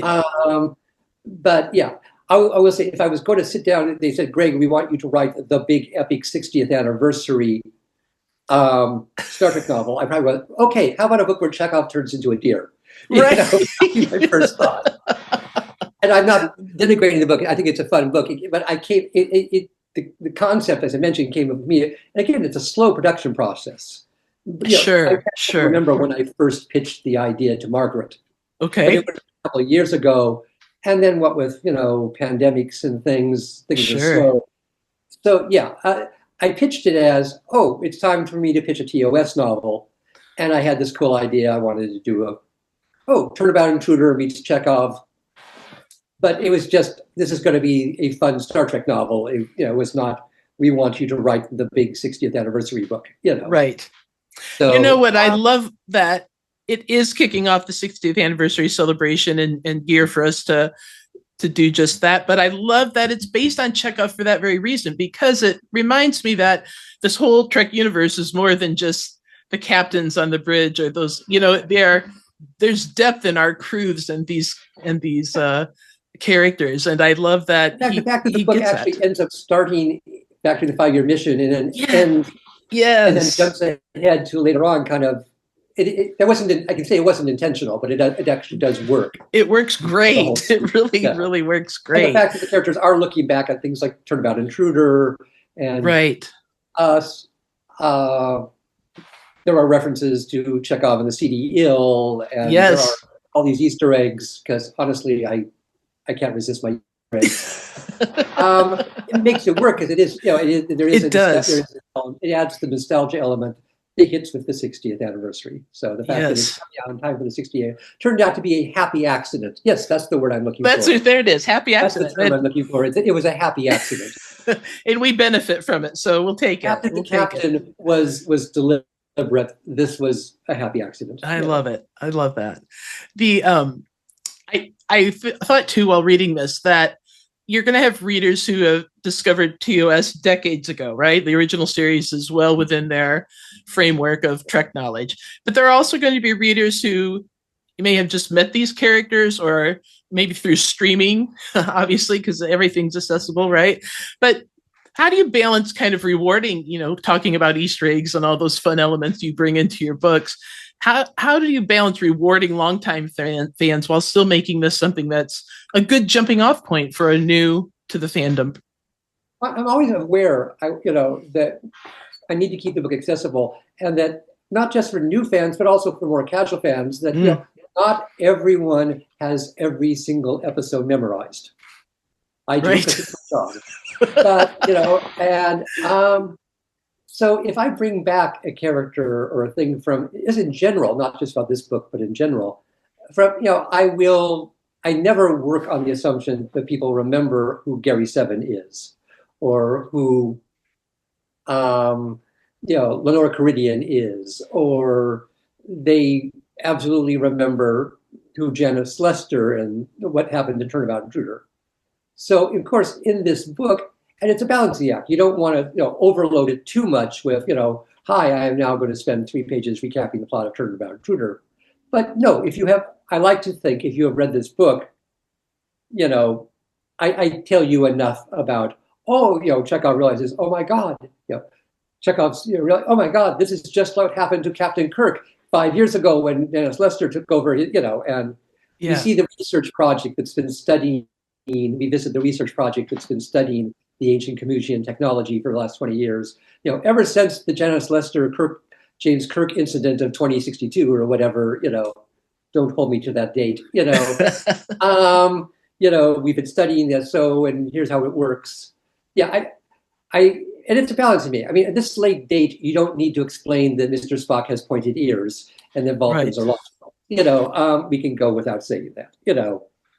I'm not going to spend a lot of time explaining, what the Federation is or what a phaser is. Right. But when it comes to specific details, I always try to keep, one eye on the hardcore fans who know the stuff backwards and forwards, and one fan on I'm showing my age here, the guy who just picked the book up at the airport to read it, who maybe has watched some TOS, grew up, watched the reruns, seen a couple of the movies, remembers the whales, whale movie, but doesn't know the title of it, Right. And so if I bring you back a specific element, and sometimes it's just, like I said, they're Easter eggs, you don't need, if I mention a planet or something, wow, this is, if someone mentions a Denevian slime devil, some people, it can just be weird alien language. Oh, well, okay, well, gee, I guess a Denevian slime devil, that sounds like an insult, Right. Indeed, if you watch Trouble with Tribbles, you don't need to know what a Denevian slime devil is. You just pick up from context that it's a slur. Right. But if you're a longtime fan and, someone, says you're slimier than a Denevian slime devil, okay, aha, Trouble with Tribbles. I will say that this is a trade-off, and you're never get the balance right. I have been accused, and I am guilty of, like I said, never missing a chance to mention a Denevian slime devil or toss it a little aside. And honestly, it drives some readers nuts, and some readers love it. And I'm just sort of resigned at this point after 30 years that, some people are going to roll their eyes, and some people at all the member berries, and some people are going to love it. And I'm me. This is just, hey, they've let me do it for 30 years now. I guess I must be doing something right. There's also the fact that it seems to me that these are things that people would, if I had to justify it, these things are people are going to remember. Indeed, one of the oddnesses of 60s, TV is, of course, nobody ever mentions anything. I mean, even the killer dies and she's never mentioned again. It seems to me that, if a transporter split me into my good and evil half, I would remember that sometimes. It seems to me if I was Chekhov, I would have nightmares about having eels going into my ears, which he does in the book. You would not forget this stuff, and you would, and if something happens that's similar to something that happened before, oh Jesus, not again, Right. These are part of the fun. These people have histories, and the TV show, because it was a 1960s TV show, really didn't, Kirk loses the love of his life, in CNN, and she's never mentioned again, Kirk has to kill his best friend in the second pilot, and Gary Mitchell is never mentioned again. So it seems to me that part of it is nostalgia, part of it is Easter eggs, but also just when I'm in the head of these characters, of course you don't, you're going to remember these traumatic events. You're not just, oh Jesus, it's the mirror universe again. Or also, since I love bringing back all these old gadgets, that when I bring back the neural neutralizer, which is the whole, mind control device from Dagger to Mind, I brought that back in a book. Of course, Kirk is going to have memories about that. And when he finds out the neural neutralizer is back, he's going to, not be happy about it. Right. And indeed, for for Sulu, Chekhov's been a lot. So as recently as this is right after Star Trek V. So as recently as a few months ago, he was mind controlled by Sybok. So right. I love that. Yeah. So I rationalize the great that these are part of people's lives, and people, we all have our memories, and our memories are part of us. We carry our pain with us. Right. So if of course, Kirk is going to think wistfully about, watching the Miramani be stoned to death, before his eyes. In the movies, in TV shows, it is Colossons, but so these are the characters' memories. They're going to, oh, here I am again, or they're going to remember. Well, I've been in dire spots before. Things have looked hopeless before. I think Chekov reminds himself a couple points that when things are looking pretty bleak, that I've been in hopeless situations before. The Enterprise has been in hopeless. Captain Kirk has been in hopeless situations before, but we turn things around. I think at one point he does kind of, what would Kirk do? Yes. Kirk wouldn't, Kirk wouldn't, okay, I'm screwed over. There's no way I can. No, Kirk would find a way. Spock would find a way to turn this thing around. So, if there's one thing I've learned from serving under Captain Kirk and Spock for 30 years, it's that there is no-win. I don't believe in no-win situations. Right. But yeah, I think it does make it very tangible then to any level of fan. When they come to the balancing act, I know. Absolutely. If you had to describe, your writing style in, a sentence or two to a new reader, what do you think sets you apart in the Trek writing world? Okay, if I will say, I'm going to pat myself on the back here. Besides the fact that I am a devout fan, and like I said, my not so guilty secret is that I would be, showing up on the opening night to watch the new Star Trek movie, even if it wasn't my job. I was a Trekkie long before I was a professional Trekkie. I dimly remember my dad letting me stay up past my bedtime to watch Star Trek, the original series, during its original run on NBC. And of course, the syndicated reruns ran in the background of my entire childhood and adolescence. I literally cannot remember when I wasn't a Star Trek fan, since I was 6 years old when the show debuted. Right. So I know this world, I like to think, and I have enthusiasm for this world. I can obviously talk at great length on the subject. I also like to think I'm a fairly good literary mimic when it comes to the voices. My experience, not just with Star Trek, but I've written lots of other tie-in novels for lots of other franchises. Yes. Nothing turns off the reader more than, oh, Riker wouldn't say that. That doesn't sound like McCoy. That I'm a pretty good, I can sort of absorb the voices and get them right. And part of this is research. Part of this, in the case of TOS, for God's sakes, I've known these characters since I was 6. Right. Beyond that, but there's also immersion. Like I said, when I was writing this book, I went back and rewatched, binge-watched lots of TOS, and particularly the ones that were Chekov. I remember Chekov had big scenes, and just to get the voice back in my head again. I was there, but it sort of jump-started. So, yeah, I think I sort of like immerse myself into, when I'm writing a Star Trek novel, I'm listening to the soundtrack, so I'm writing. I'm listening. Nice. I'm binge watching the show in the evening just to kind of get back into the Star Trek groove. Especially if I've been writing something else, if I've been writing CSI or whatever. I'm going to binge watch the show in the evenings. I'm going to get back into the Star Trek groove, and like I said, it's a labor of love. Even after, you would not think after all these years, but no, I'm counting the days until Starfleet Academy starts. Yes. Yeah, when Starfleet Academy opens, I'm going to be there. Okay. As I said, I would be, watching Starfleet Academy even if I wasn't a professional Trekkie. I grew up watching Star Trek. The movies hit while I was in college. I have fond memories of going to see. I discovered organized Star Trek fandom late in life. Actually, I discovered organized Star Trek fandom in college. Okay. And that was the same time that the Star Trek movies were first hitting. So I have fond memories of going to see them with my college gang. and so yeah, and then of course, eventually, becoming a professional Trekkie. So, but I mean, I'm also, but like I said, I read the books for pleasure. I watch the show for pleasure. I sit around and obviously can talk my ear off. Sure.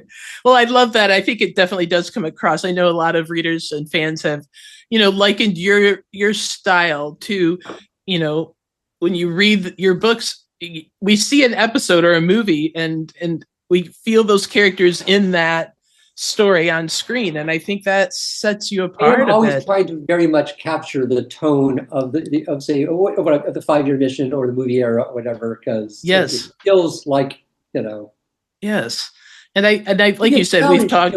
Now you're writing a 1960s TV show, and there's always the balance of kind of like, yeah, okay, I wanted to be true to the original series, but I also wanted to not feel too anachronistic and like a relic. Yes, yes.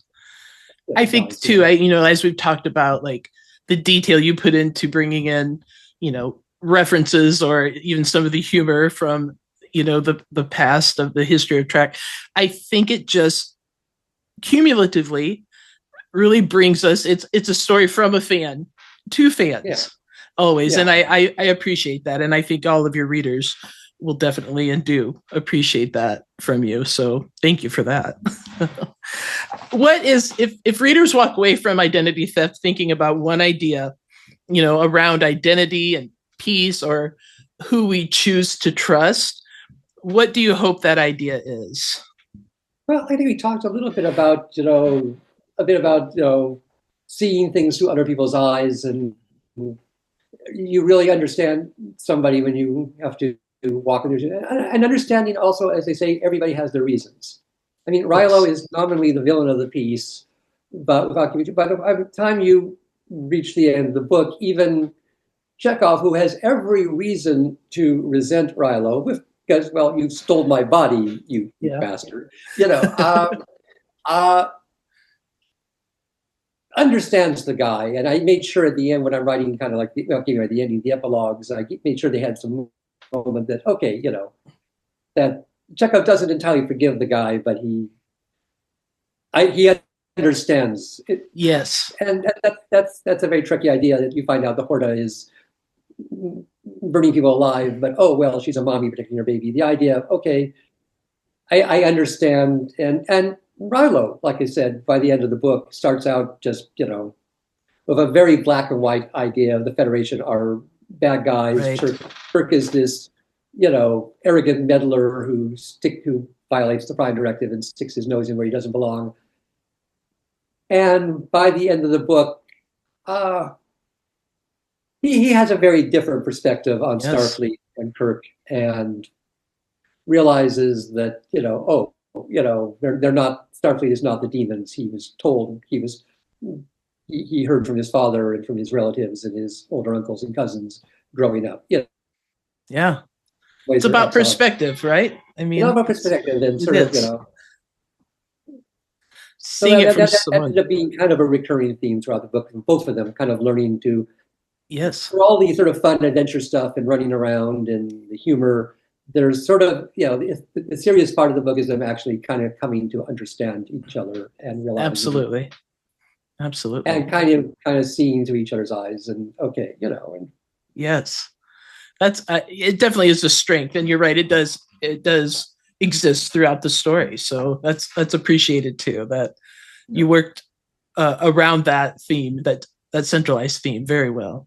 And I'll be honest, I'm not even sure I knew how much, again, because you start out with a plot outline, it was like 12-page outline, and you embellish.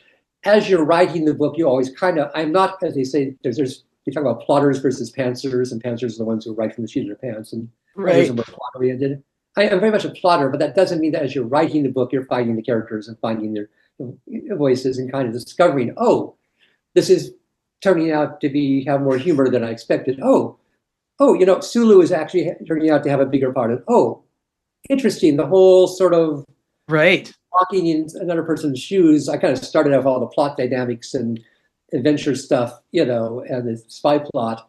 Oh, there's actually a human story here besides the spy plot. And once you start getting, because I started out with, The other characters I know in my bones. I know who Chekov is. Rilo, I'm kind of inventing as I'm writing the book and learning about him and thinking about him. And I have pages and pages scribbled on, yellow legal pads about who is Rilo, where does he come from, what was his job, where did he grow up? Okay, what's the story with him and his ex? Yeah. What's their relationship? What's the story with him and his father? That's a whole complicated relationship.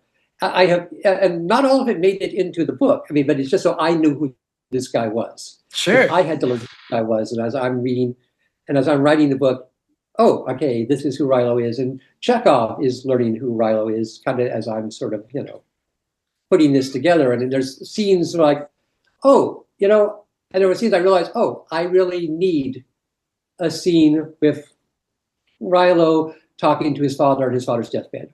This was in my notes, and as you'll know, I kind of do I need the scene? I wasn't sure it literally moved the plot from the plot from point A to B, but as I wrote the book, I increasingly realized we need this scene.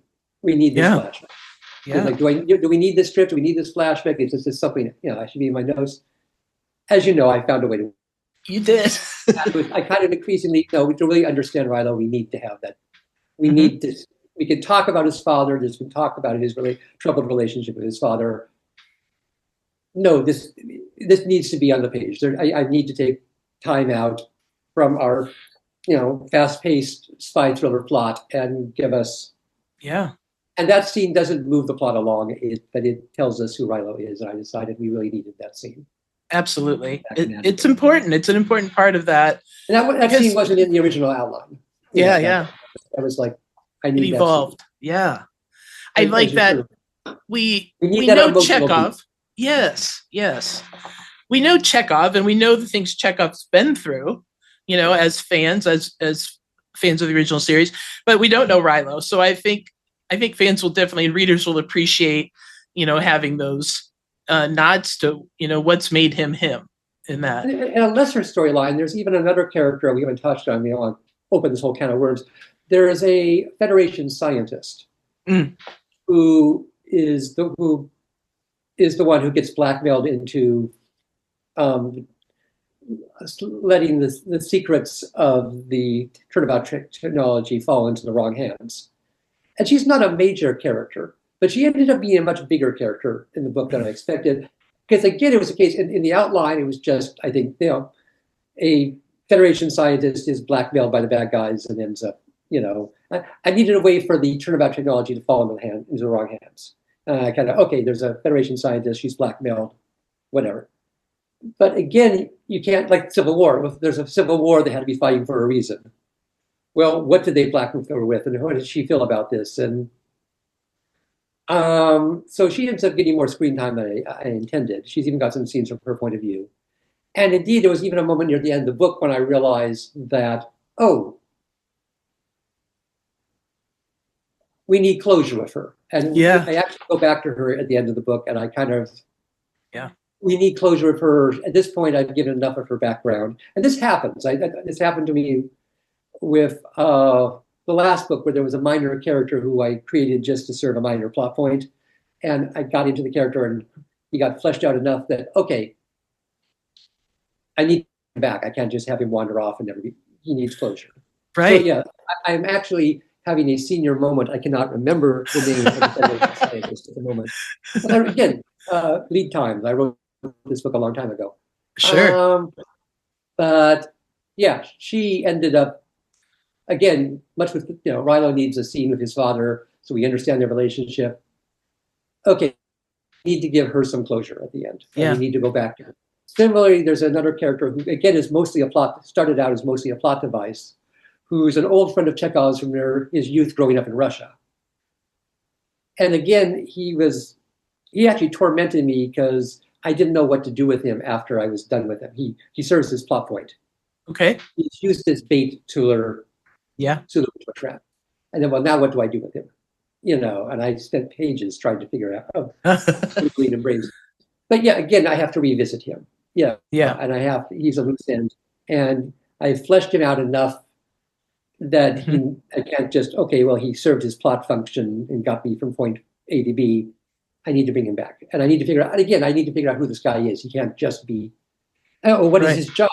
I thought I had fun. I had to, it's funny, you start out with it's just how my brain works. I start out with the A to B, the plot skeleton. And then it's like, well, this guy has to have a job. What does he do?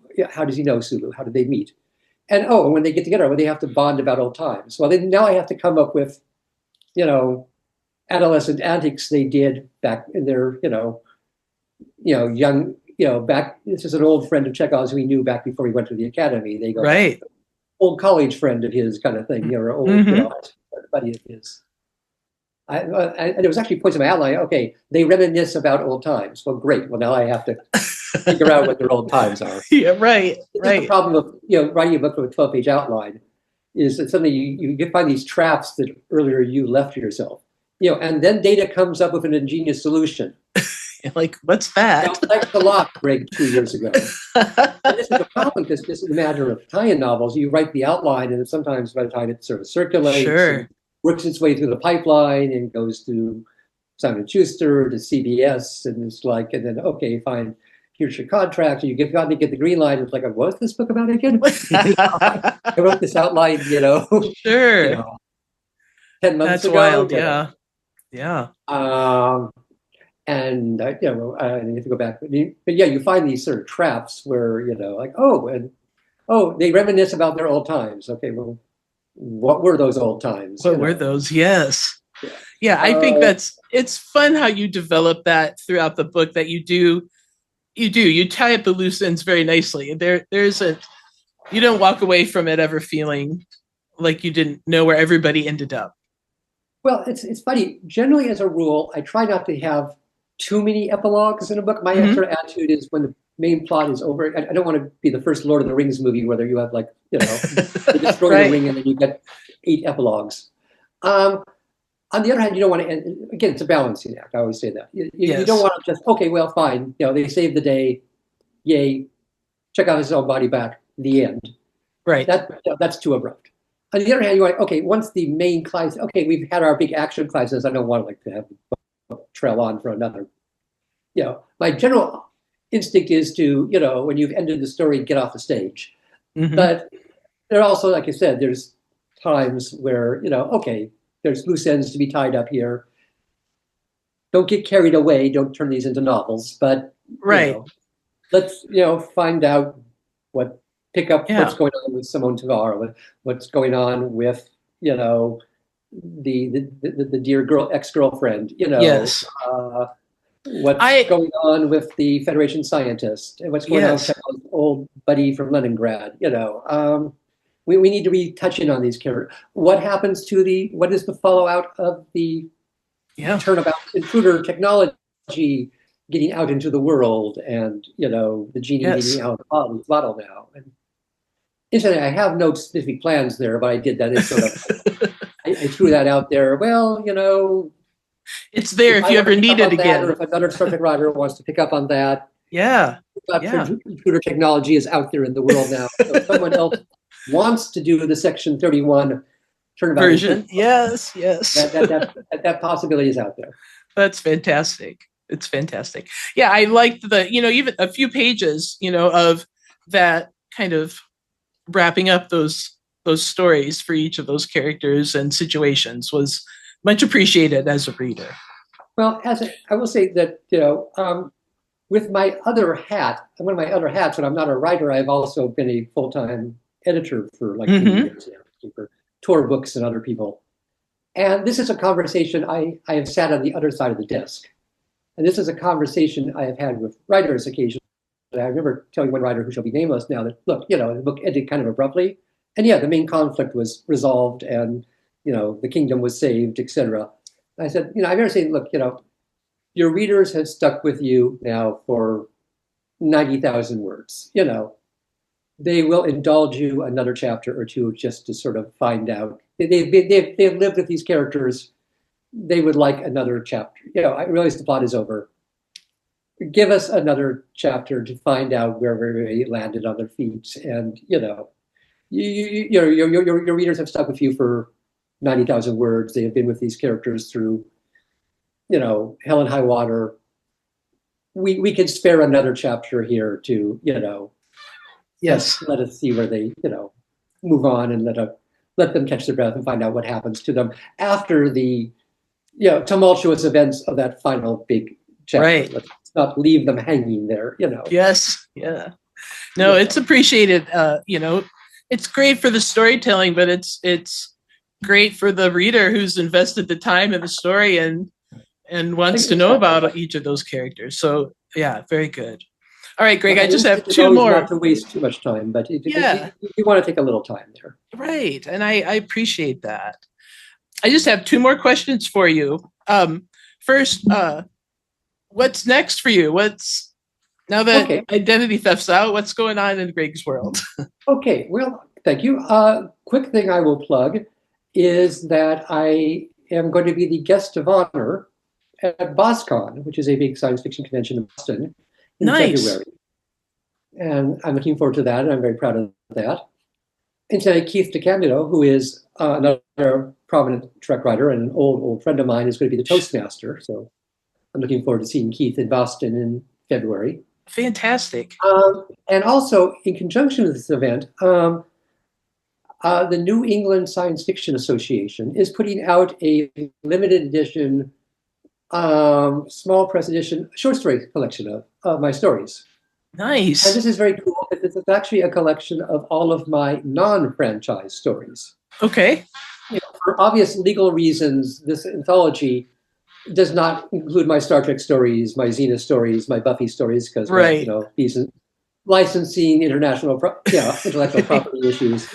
But believe it or not, over the course of indeed 40 plus years, I have occasionally written some stories that were not based on a TV show, movie, or comic book. Right. It was sort of fun. They're putting together this nice limited edition. It's called Dubious Pleasures, is the title. Nice. The title was taken from a story I sold to Amazing Stories way back in like 1984 or something, before I wrote Star Trek.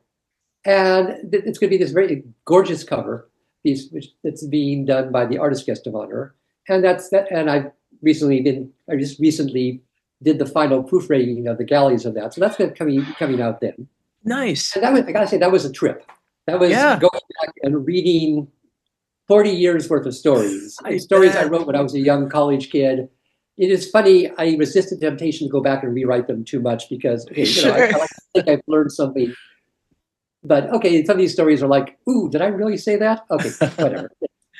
And you can see even some of the pop cultural references. Flashdance, Annie Hall, are dated at this point. And, yes. But it was fun to read sort of, stories I wrote back in 1980s when I was like just starting out, and stories I wrote like a year ago for Weird Tales magazine. Right.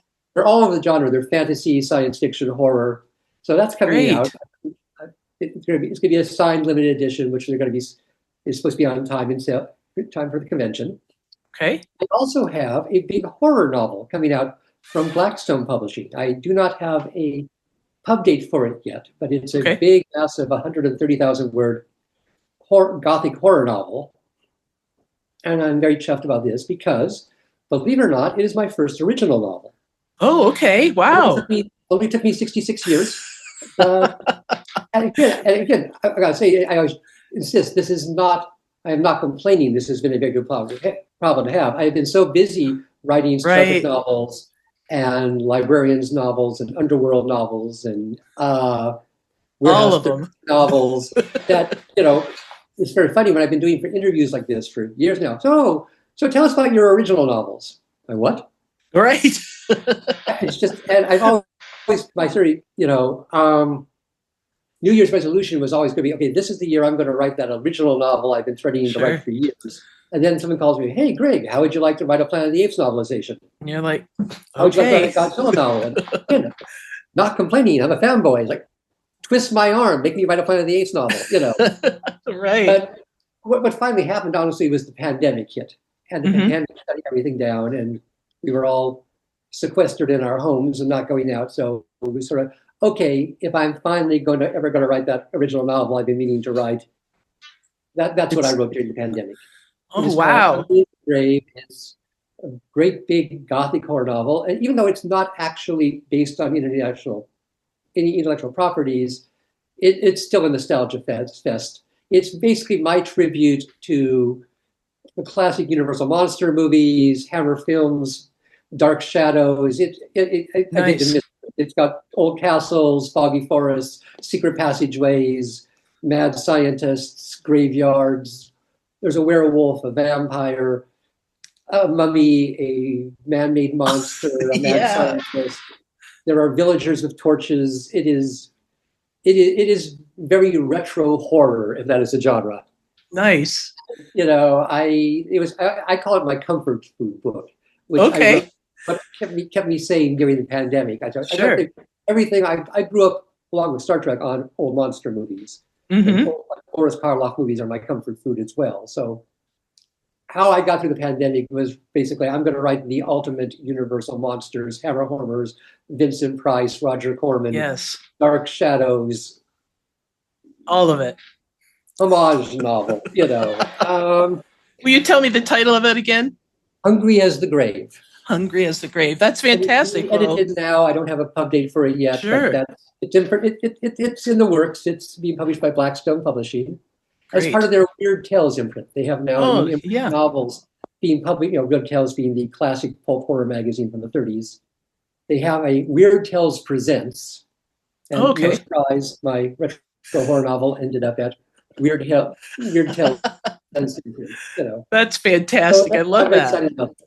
Yes, you should be. That's, I love that out of the pandemic, there is some amazing creative things that came to light, and I'm glad that you could be a part of it. Locked at home, and just some people learn how to cook sourdough bread. I wrote a 150,000 word horror novel. So.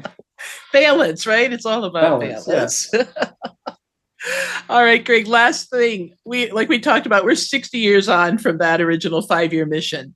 And when you think about everything Star Trek has become and the lives it has touched, what do these 60 years mean to you? Well, honestly, it among other things, I think, also besides obviously being, a big part of my career, being a big part of my growing up, it's also community. And I will say Star Trek, like I said, because we're sitting here talking about this stuff, and since the book comes out, I've been doing a fair number of podcasts and talking to fans all over the place about this book. And I did a book signing this Saturday where I had Trekkies coming up to me of all different ages, and we're reminiscing about, our favorite Trek movies. I spend too much time on Trek bulletin boards, probably, for my productivity's sake. And again, it's a whole community. And I've been going to conventions. And again, the writers, we all know each other. We're all friends. Mm-hmm. There's a convention, Shore Leave. By the way, there's a convention called Shore Leave. It's been going on for years. It's in Lancaster, Pennsylvania. I'm going to be there this summer. Great. I have missed 2 shore leaves in the last 30 years.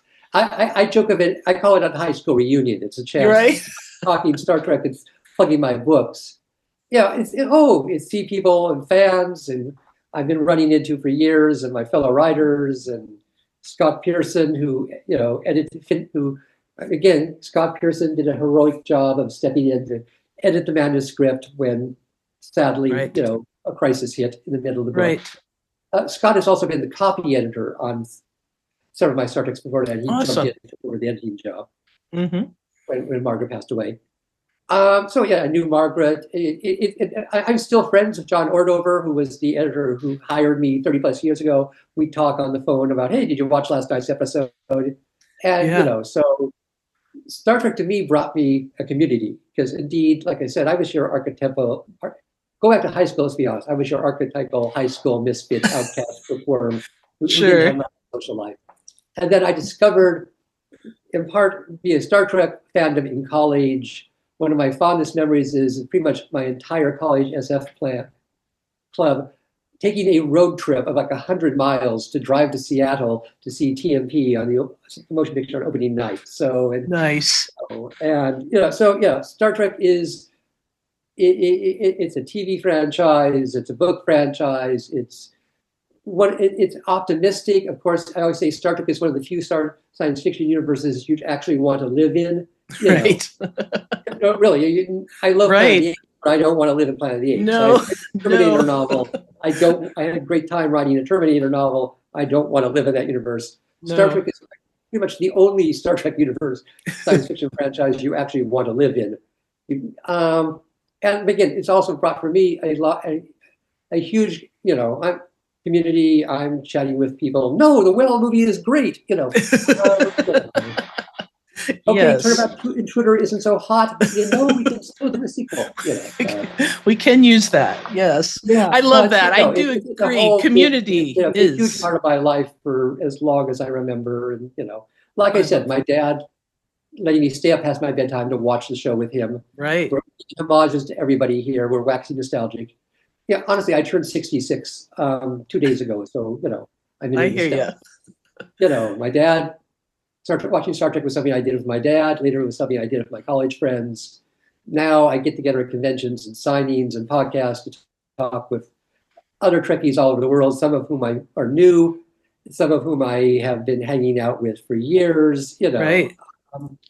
So it's not a bad thing, this Star Trek world, is it? and I'm actually at the point now, and this is actually sort of sweet and funny, and I run into people, oh my God, I've loved your book since I was a kid.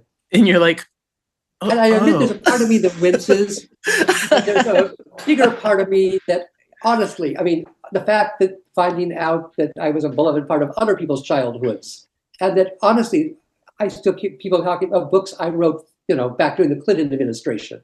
Sure.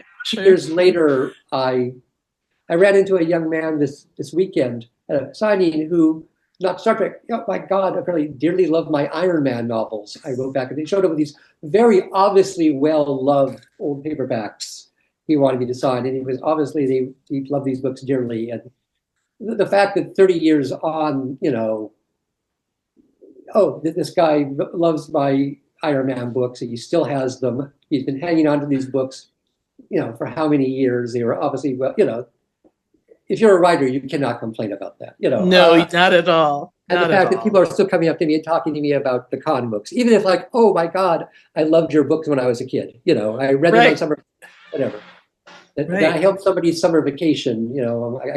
Somebody sitting in a hammock reading a novel I wrote years ago. Right. It's cool. So it's brought a whole community. I love that. I love that. That summarizes Trek very well, a community, and so much appreciated. This book is sort of all about how the Enterprise is not just a crew; it's a community. Yes, that's the one thing this book is really heavily about. Chekov is part of the community. And I cut him off from that community to make his life hell, but it's about him getting back to that community. Yes, absolutely, and people learning to appreciate that. Yes, that's just it too, and I think that perspective and to your point, saying that Trek is a community, and you have been gifted a lot from that and contributed a lot to that community, and I think that's the beauty of creatives and the beauty of this universe that was created 60 years ago. So thank you for this book. I have friends who grew up on Voyzr, and I wince always. Oh, I love Star Trek. I practically grew up on Voyzr. Ooh, but no, I understand it, and like I said, I understand that Voyzr is to the they moves them, was very important to them, and I try not to be a TOS is no. Every generation is entitled to its own Star Trek, and I know from personal experience, because we're a community, because I have spent time talking to people in hospitality rooms and bars at conventions, that yes, Janeway is a deeply aspirational figure to many, many people. That there are people who love, Discovery and Enterprise and, the new characters. And, that's how it works. That's the way it's supposed to work. We keep reinventing and we keep bringing in new people. And I'm looking forward to Starfleet Academy. Great. Yeah, me too. I think a lot of us are. You made me think of a wonderful quote that I heard from Nana Visitor, and she said, "It may not be your Star Trek, but it's somebody's Star Trek." And that's the one thing I have learned from, like I said, I think, it's just sitting down and talking to people at conventions and at podcasts like this. Yeah. And at books audience, yes. There are people who are dressing up like, Michael Burnham. There are people there are fans. Yes. And that's the way it's supposed to work. Absolutely. 100%. Yeah, everybody's supposed to come in and, find their place. And everyone, and you're going to imprint on the version that we all imprinted on. I've watched all the shows. I enjoy them all. Yeah, I imprinted on TOS way back in the day, and that's why I keep. Sure. I dabbled in the other series, but I keep going back to TOS because that's the one I grew up on. But I'm always clear to say that's the one I grew up on. That's the one I'm imprinted. That's the one that's burned into my brain. Doesn't mean I can't enjoy, the new movies, the new TV shows, and right. And like I said, I'm going to watch Starfleet Academy. We got 2 more seasons of Strange New Worlds. Right. I thought Lower Deck was delightful. Yes. I love that. That's it. We have to be well-rounded. We have to be open to the other stuff. So I appreciate that. Greg, thank you so much for joining me and for giving Chekov such a gripping and thoughtful spotlight in Star Trek, the original series, Identity Theft. Revisiting this story with you has really been an absolute joy. If you enjoyed this conversation, go pick up Star Trek, the original series, Identity Theft. Leave Greg a review and let the publishers know you want more stories just like this. If you enjoyed this episode, make sure you're subscribed, leave us a rating or review, and share it with Trek fans in your galaxy. It really does help more crew members find the show. You can explore all of our episodes, playlists, interviews, and bonus content anytime at clonestarpodcast.com. And if you want to take the next step in supporting the show, you can join our Patreon community for early access, behind-the-scenes extras, and exclusive member perks. Clone Star isn't slowing down. More interviews, more analysis, and more love for Star Trek are already on the horizon. So if you're enjoying these journeys across the Trek universe, don't go far. Until next time, I'm Jodi Pickens, and from all of us at the Clone Star Podcast, stay curious and boldly go.